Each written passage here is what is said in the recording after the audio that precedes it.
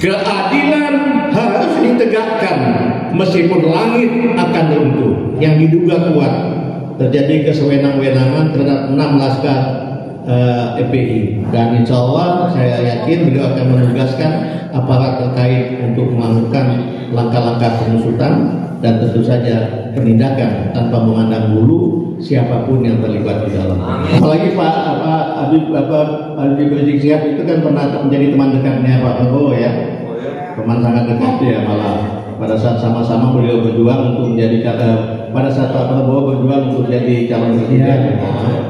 Jadi Pak Habib Rizik membackupnya dengan penuh hati, menggerakkan anak buahnya untuk mendukung Pak Prabowo itu, dan saya kira Pak Prabowo tidak akan lupa itu.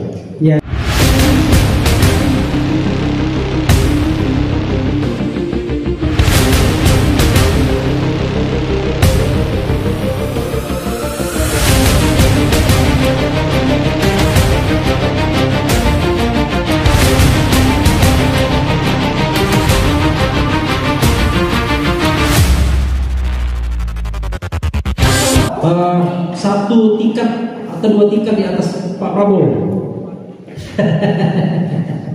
dan jenderal beneran sebenarnya ya, ada jenderal kehormatan ya. Kita sambut Jenderal TNI Purnawirawan Fakhrul Razi. Assalamualaikum warahmatullahi wabarakatuh. Waalaikumsalam. Selamat malam dan salam sejahtera untuk kita semua.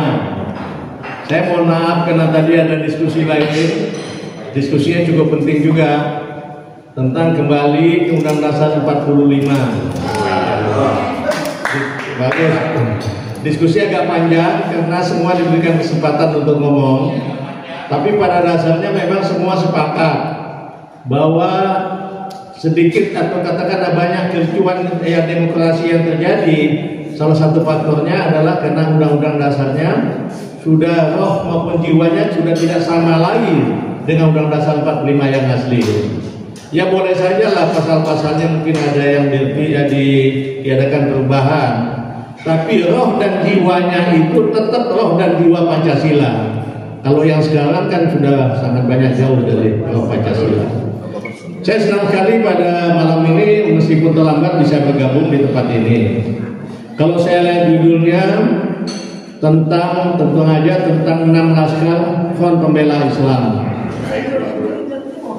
saya bisa katakan bahwa saya Jenderal Purnawirawan Fakhrul Razi, mantan Menteri Agama Republik Indonesia, pada saat saya Menteri Agama pun saya belum pernah kumpul-kumpul dengan anak teman-teman FPI, belum pernah mendengar ceramah di tempat mereka, dan belum pernah juga memberikan ceramah di Front Pembela Islam.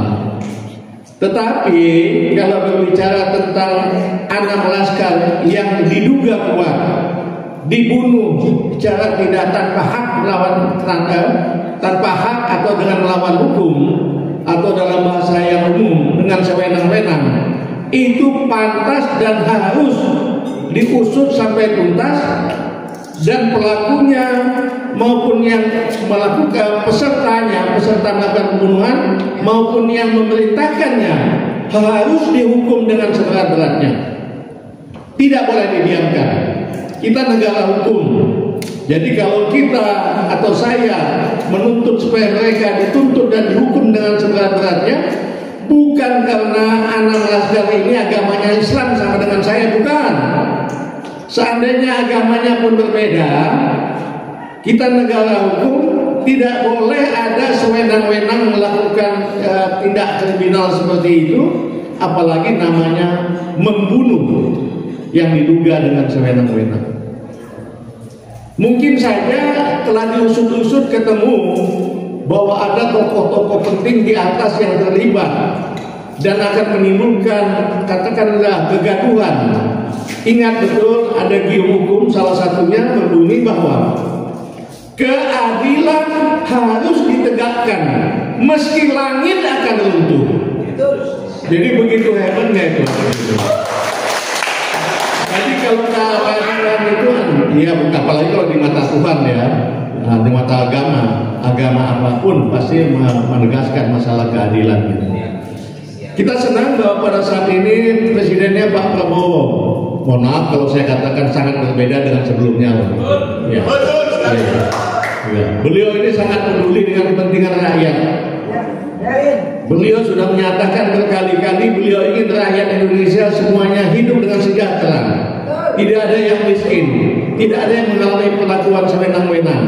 Nah, kesempatan ini kita sampaikan ke Bapak Prabowo, Pak, tolong betul-betul diusut secara tuntas, Pak, dan dijatuhkan hukuman dengan seberat-beratnya.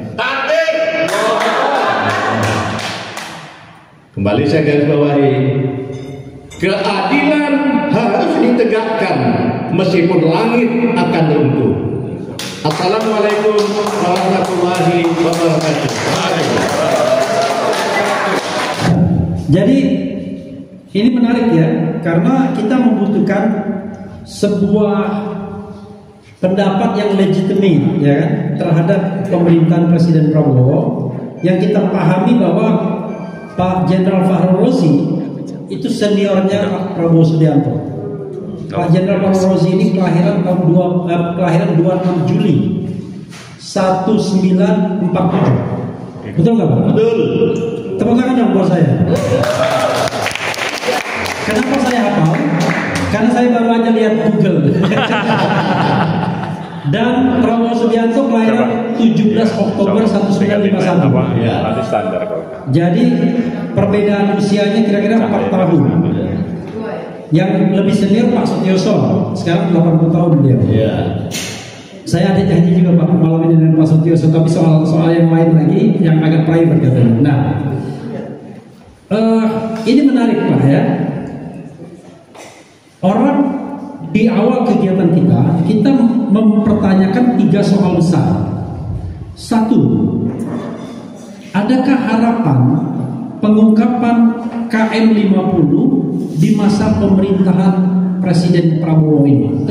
This is the first question. Yang kedua adalah, adakah pengaruh hubungan antara Prabowo Subianto sebagai presiden dengan Habib Rizik Syihab sebagai pemimpin atau imam besar dari Front Pembela Islam dulunya dan sekarang Front Persaudaraan Islam serta kelompok lainnya, GNPF Ulama, dan ada juga kelompok Persaudaraan Alumni 212. Yang ketiga, Bapak langsung jawab, adakah pengaruhnya hubungan antara Prabowo dengan Mulyono, Jokowi maksudnya. Itu bisa berpengaruh juga terhadap KM50 dengan asumsi bahwa pemerintah yang dulu terlibat baik either crime by commission melakukan or crime by omission, yaitu pembiaran. Kalau TNI itu tahu betul yang namanya crime by commission, crime by omission, karena biasanya kalau kita bicara pelanggaran HAM selalu terkait dengan soal-soal perang dan lain sebagainya. Ya, war crime, kemudian ada crime of aggression, kemudian ada genocide, ada crime against humanity sebagai sebuah kejahatan HAM berat di ICC, International Criminal Court. Kita tahu Netanyahu sudah diperintahkan untuk ditangkap oleh ICC. Silakan Pak Jenderal. Terima kasih. Saya memang master di bidang hukum dan sarjana hukum. Tapi karena saya bukan aktivis hukum, ya kadang-kadang banyak lupa-lupa juga. Tapi saya bisa garis bawahi bahwa pembiaran yang dilakukan oleh seseorang yang mestinya dia mampu mencegah, itu sama dengan ikut melakukan perbuatan salah. Betul sekali. Jadi kalau itu betul terjadi, ya siapa yang melakukan pembiaran itu, padahal dia mempunyai kemampuan untuk mencegahnya, maka dia pantas dihukum dengan seberat-beratnya juga. Kemudian apakah bisa kita menaruh harapan kepada Bapak Prabowo untuk membenahi bangsa ini ke depan? Saya bilang sangat bisa. Karena yang lalu pernah saya sampaikan bagaimana kekhasan Pak Prabowo ini. Dia bangga sekali dalam masuk suatu kesatuan, dia membenahi kesatuan itu dengan sebaik-baiknya. Saya contohkan, pernah yang lalu saya sampaikan, Misalnya pada saat janjian Kopassus, misalnya betul-betul satu yang ini dilatih dan dilengkapinya dengan sangat baik, gitu. Tanpa mengecilkan komandan-komandan sebelumnya. Ya kalau janjian Kopassus kan pasti orang pilihan ya. Tapi jadi tanpa mengecilkan beliau-beliau itu, saya bisa katakan bahwa setiap ulang tahun Kopassus kan selalu disebut setiap ulang tahun kesatuan manapun ya, siapa komandan pertama, komandan kedua, dan sebagainya, tanpa mengecilkan komandan-komandan danjen-danjen yang lain. Pada saat disebut namanya biasa-biasa aja, tapi pada saat disebut danjen kesekian, Mayor Jenderal TNI Prabowo Subianto, wah gegap gempita anggotanya menyambut itu, menunjukkan betul-betul dia meninggalkan kesan-kesan yang baik di kesatuan Jawa. Bukan hanya di Kopassus saja, pada saat dia Komandan Batalion Lintas Udara 328, kebetulan saya atasan langsungnya juga begitu, dia bina dengan bagus, dia lengkapi dengan sangat baik. Sampai sekarang pun kalau ulang tahun kesatuan Batalion 328 Lintas Udara Brigade 17 disebut nama dia pun gegap gempita, mereka menepuk tangan untuk itu. Padahal beliau bukan siapa-siapa lagi, dan mohon maaf, pada saat gegap gempita itu beliau malah sudah berada, katakanlah dalam tanda petik ke luar Indonesia gitu ya. Bukan di Indonesia lagi, tapi tetap gegap gempita anak buahnya atau mantan anggotanya menyambut beliau. Nah kemudian pertanyaan lainnya tentang apa yang bisa kita harapkan dari beliau ya, saya kira memang yang harus kita sampaikan ke beliau situasi seperti ini, tentang ada kewenangan terhadap yang diduga kuat terjadi kesewenang-wenangan terhadap 6 laskar FPI, dan saya yakin beliau yang memang bertekad kuat untuk membangun bangsa ini dengan baik, membuat semua rakyat merasa sejahtera dan hidup bahagia di Indonesia, pasti menurut saya 100% beliau akan mengambil langkah-langkah untuk membenahi ini.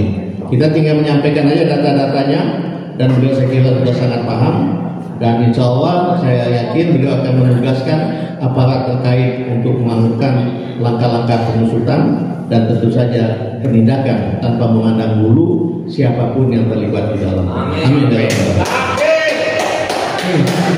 Saya harus menyampaikan pertanyaan kritis kalau begitu. Apa yang ternyata Pak Jenderal ini satu generasi dengan Pak Luhut Binsar Panjaitan. Betul. Jadi Pak Luhut itu lahir 28 September 1947, lebih tua Pak Jenderal berapa bulan? Ya, kemudian ada sama Pak Wiranto lebih senior lagi. Lebih senior, Pak Wiranto lebih senior. Tapi 47 juga dia, 47 awal ya? Iya, kalau beliau kan masih AN ya. Oke. Main 3 tahun, kami udah 4 tahun. Oke.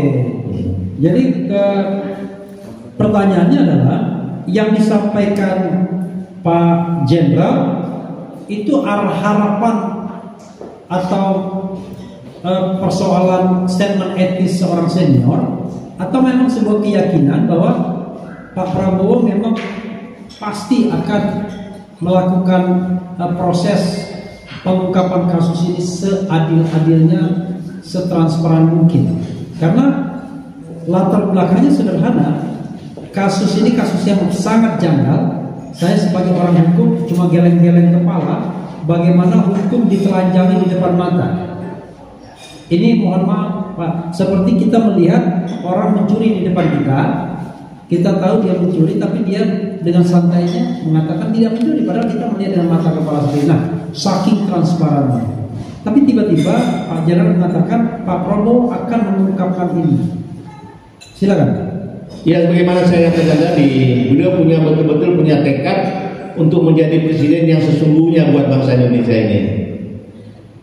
Beliau diberikan kepercayaan, ya maaf beliau sudah gagal 3 kali jadi presiden. Saya kira beliau ingin harus menunjukkan dan ingin menunjukkan kepada rakyat Indonesia bahwa saya ini Prabowo betul-betul 3 kali ingin jadi ikut kompetisi untuk jadi wakil presiden sebelumnya dan jadi calon presiden, betul-betul untuk membenahi bangsa ini agar menjadi bangsa Indonesia yang baik sebagaimana yang dicita-citakan oleh pendiri bangsa ini. Kedua, saya memang dalam kapasitas dua-duanya, baik sebagai pernah menjadi atasannya, pernah menjadi temannya yang sama-sama pendidikan sekolah. Saya pernah sampaikan bahwa kami pernah bersama bertiga mengikuti pendidikan jangka pendek intelijen di Hawaii. Saya pimpinannya, beliau salah satu yang sama-sama dengan saya. Bahasa Inggris saya tidak sebaik Prabowo pasti. Beliau sangat membantu saya dalam melakukan kepemimpinan saya pada saat kami mengikuti pendidikan pendidikan pendek intelijen di Hawaii Amerika. Satu lagi ada satu lagi yang dari Kopassus juga tapi udah meninggal, saya tidak ingat namanya. Jadi betul-betul kami sama-sama, saya paham beliau sebagai atasan dan sebagai yang pernah menjadi atasannya di dalam kepemimpinan. Dan dalam pergaulan pun saya paham sekali tentang Prabowo ini.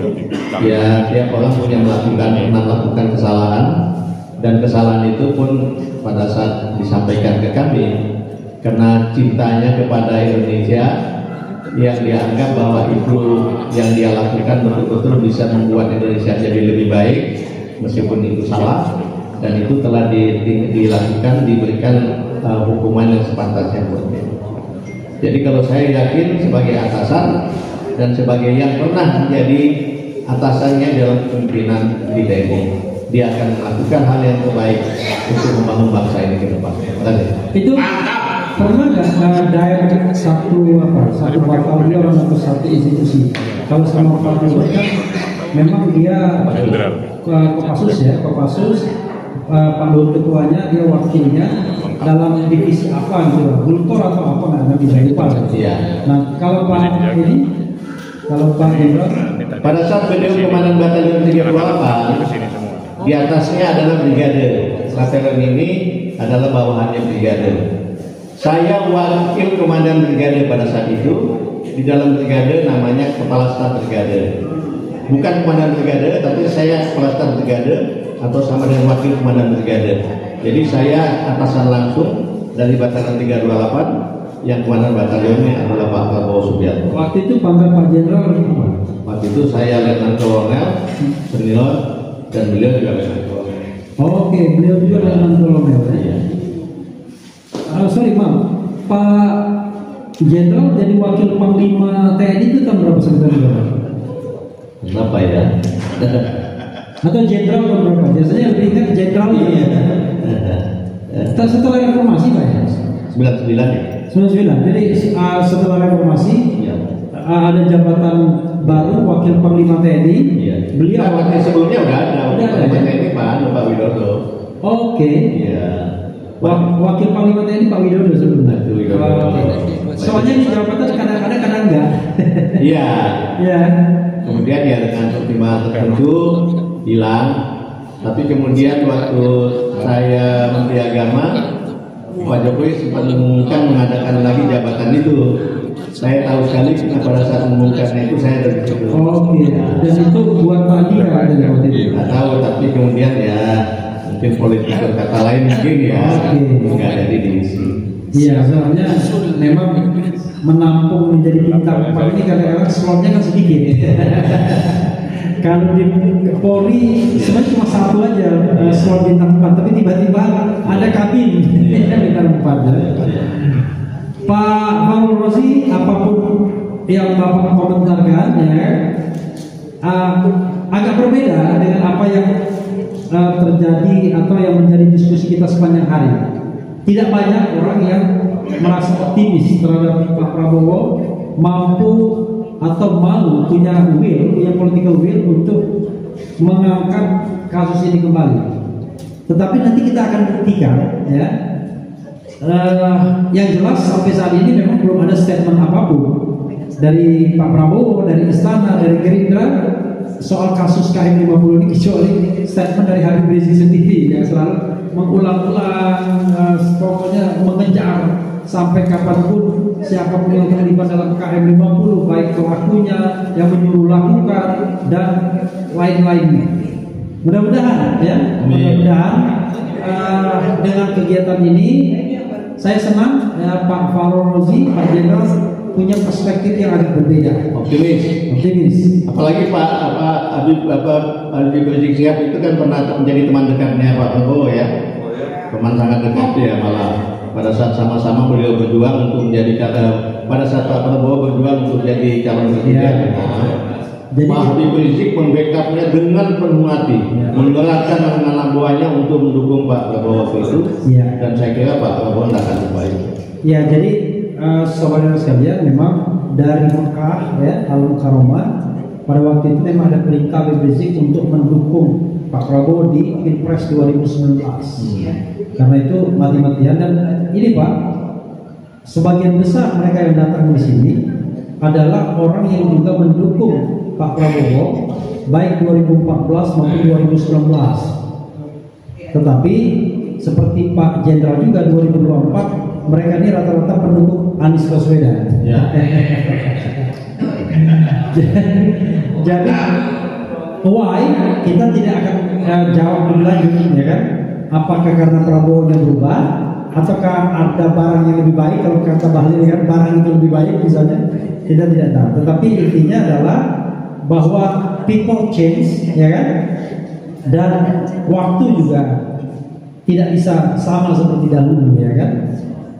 Closing statement Pak Jenderal buat sobat daerah sekalian dan kawan-kawan kita baik yang sudah pulang maupun yang masih ada di sini. Ya, kita punya keyakinan untuk Pak Prabowo untuk melakukan hal yang terbaik buat bangsa ini. Amin. Amin. Dan kewajiban kita adalah membangun kondisi yang mendorong beliau untuk lebih cepat mengambil sikap sebagaimana yang dia sampaikan pada saat pelantikannya menjadi calon presiden yang pada saat dilantik sebagai presiden pada tanggal 20 Oktober yang lalu. Kembali kewajiban kita mendorong beliau agar lebih cepat mengambil sikap yang sama dengan itu. Bisa saja beliau punya strategi tertentu, karena kita tahu bagaimanapun dia punya kedekatan juga dengan presiden sebelumnya. Kemudian juga wakil presidennya adalah juga adalah anak dari presiden sebelumnya.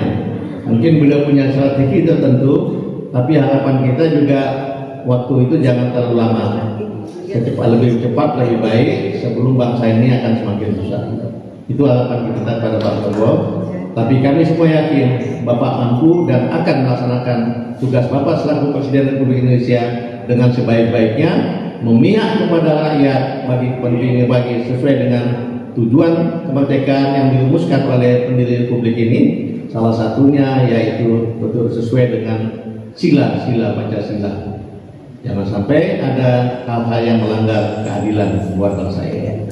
Amin. Amin. Jadi mereka kembali ada hukum salah satunya mengatakan keadilan harus ditegakkan meskipun langit akan runtuh. Assalamualaikum warahmatullahi wabarakatuh. Waalaikumsalam warahmatullahi wabarakatuh.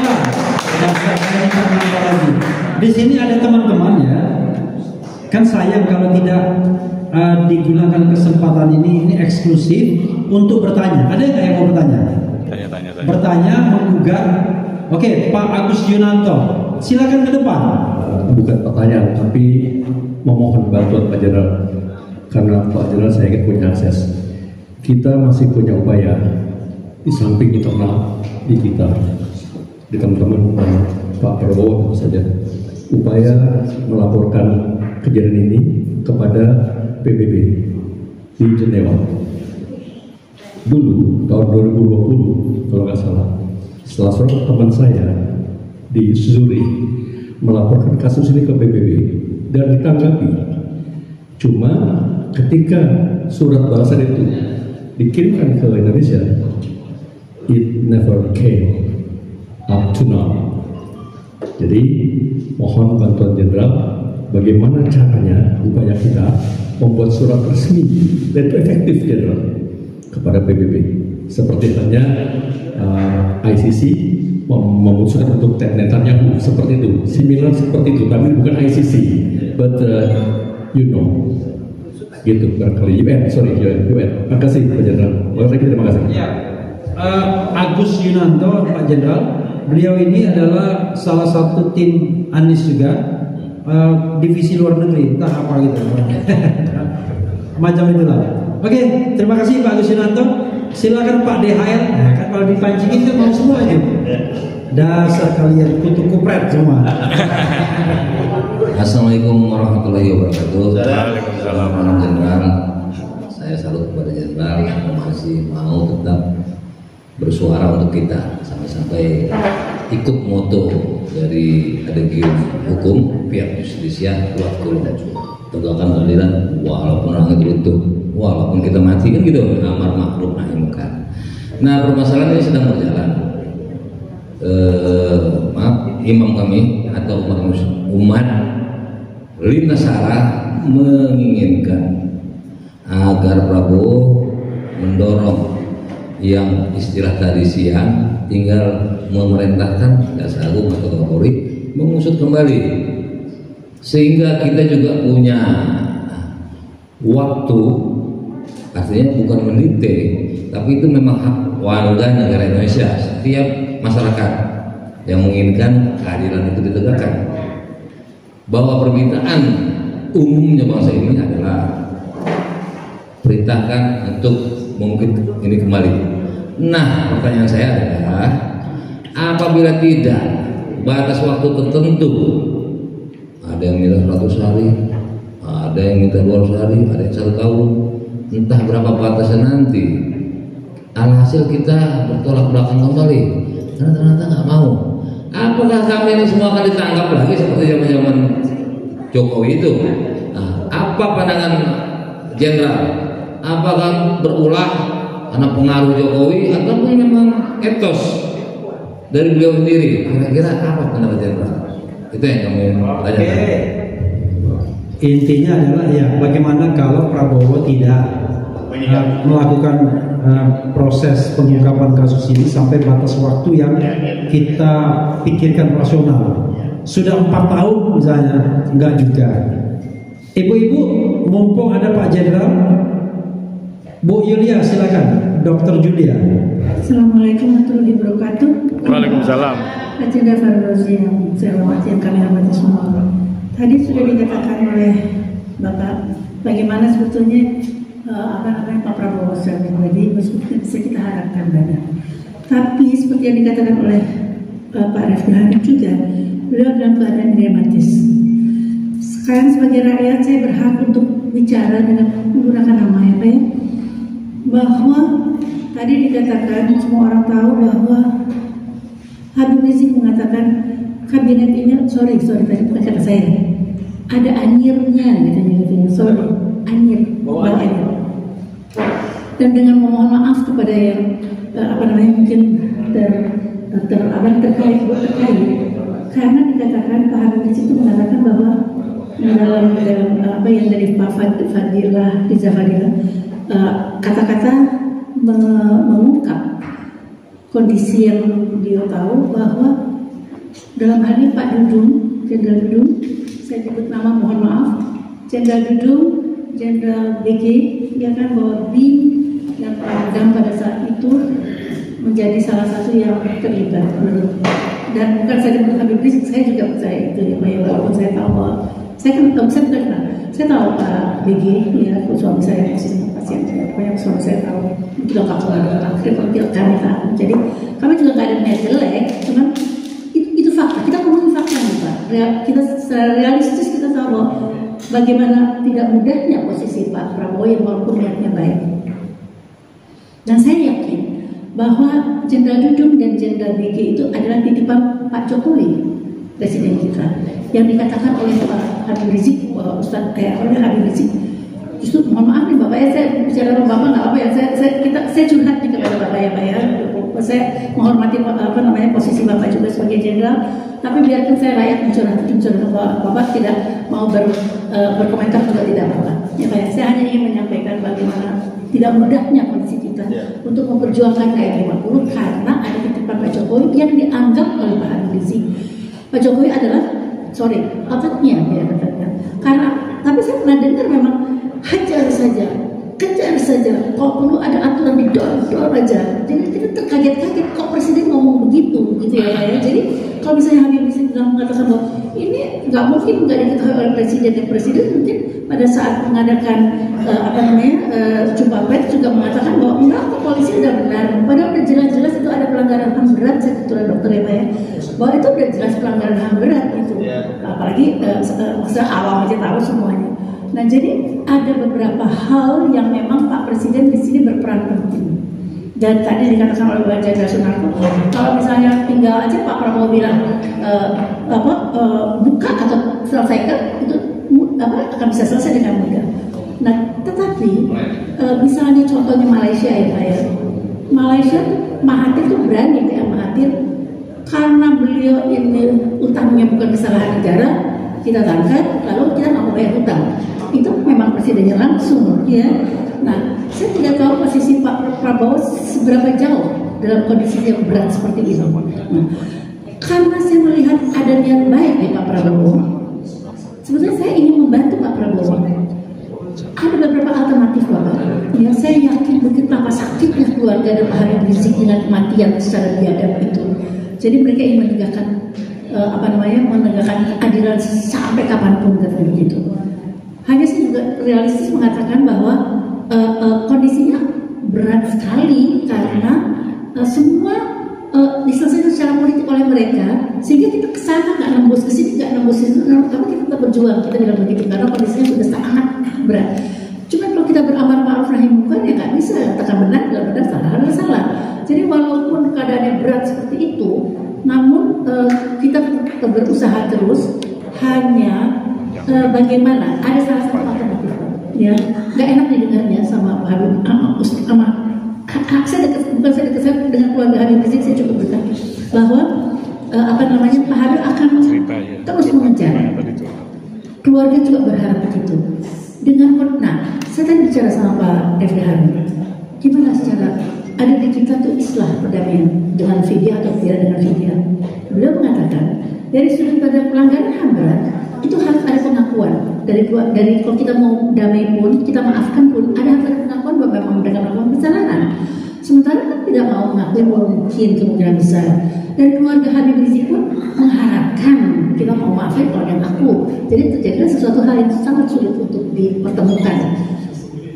Jadi sebetulnya kalau menurut kita, jadi dari dalil kita dalam agama, kita boleh balas secara hukum yang setimpal, mulut dengan mulut, hidung dengan hidung. Hanya kalau kau memaafkan karena Allah, maka itu lebih baik. Dikatakan begitu. Dengan dalil itu, walaupun orang akan marah, Habib akan marah, siapapun yang korban, keluarga korbannya akan pasti masuk surga, itu juga akan marah keluarganya, karena beliau sih korbannya sudah masuk surga. Tapi saya ingin tetap menyampaikan bahwa itu salah satu alternatif. Lalu tadi Pak Khotib mengatakan bahwa kalau misalnya sekarang yang bunuh itu tidak ada dananya, pemerintah yang mengambil alih. Nah, jadi itu salah satu alternatif Bapak. Ya, bahwa jadi pembayaran fidyahnya itu dengan mengambil alihan kewajiban.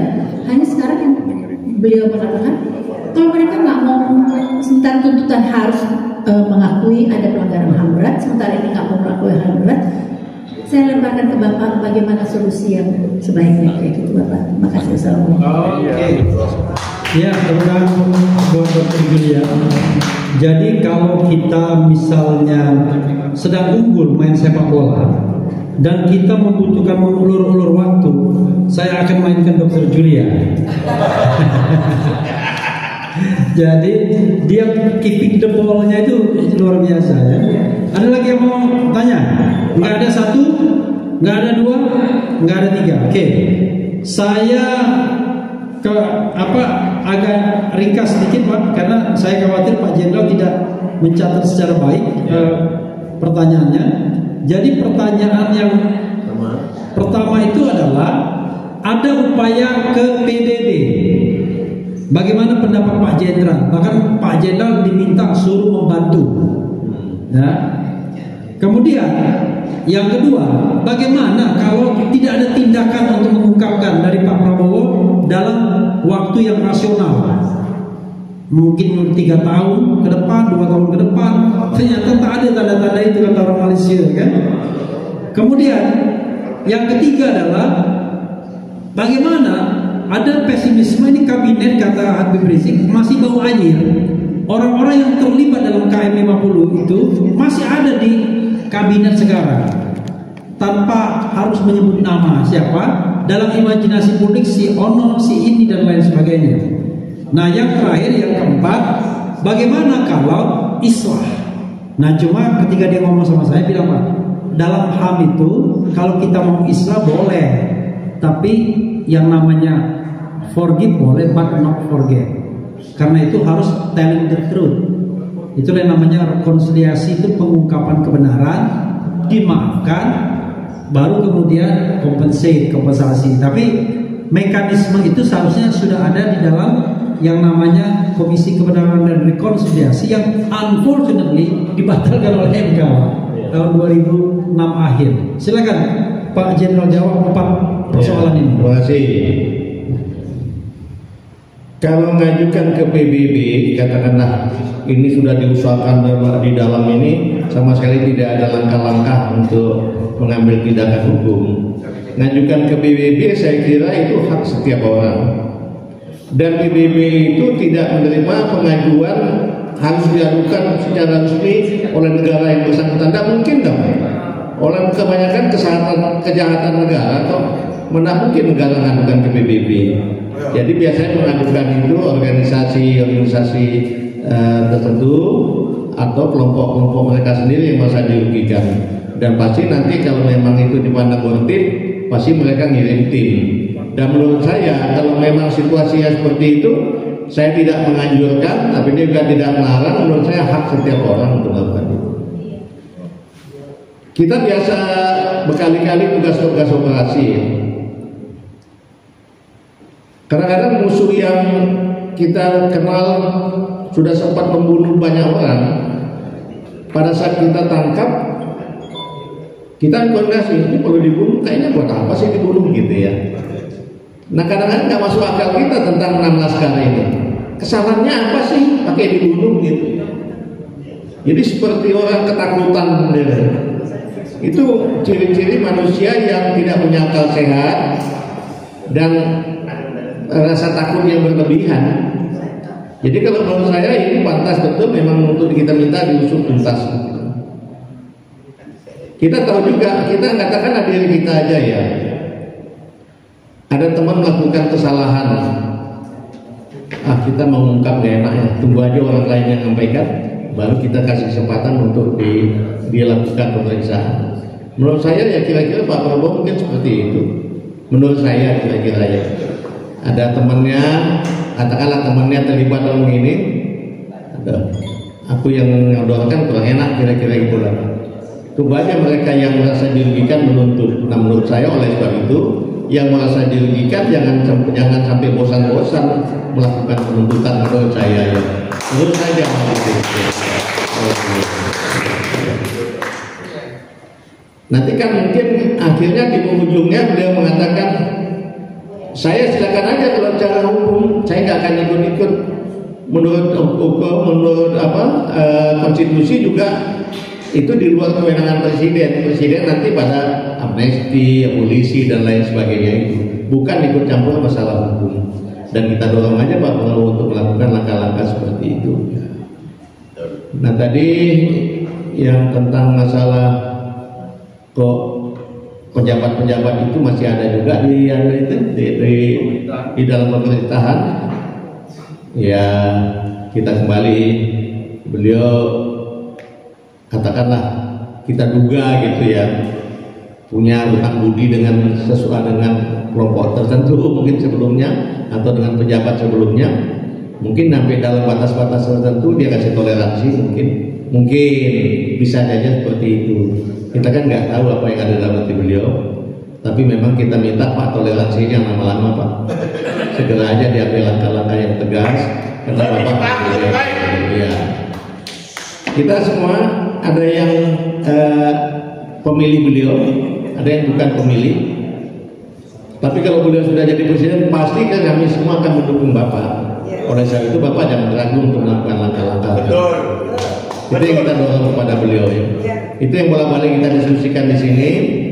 Apa langkah yang perlu kita lakukan di luarnya adalah mendorong Bapak Prabowo untuk segera mengambil langkah-langkah yang signifikan tanpa nunggu waktu lama merealisasi isi pidato beliau yang beliau sampaikan pada saat pelantikan yang lalu tanggal 20 Oktober 2024. Gitu ya, Pak. Jadi Pak Jenderal masih yakin ya? Yakin. Jadi saya cuma untuk terakhir saya membacakan satu saja komentar dari sobat era sekalian di sini. Dia nulis begini, ku tanya malam, dapatkah kau lihatnya perbedaan yang tak terungkapkan, tapi mengapa kau tak berubah? Ada apa?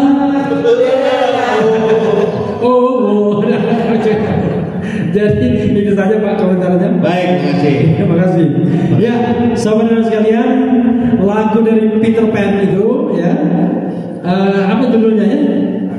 Ada apa denganmu? Itu menggambarkan pertanyaan masyarakat yang punya ekspektasi tinggi terhadap pemerintahan sekarang. Kok ternyata nggak berubah? Ono denganmu? Ada katanya. Tetapi Pak Jenderal yakin ini hanya siasat, ya kan? Untuk kemudian nanti pada waktu tertentu yang rasional semua akan diungkapkan sebaik-baiknya dan seadilnya. Hopefully, insya Allah. Amin. Wassalamualaikum.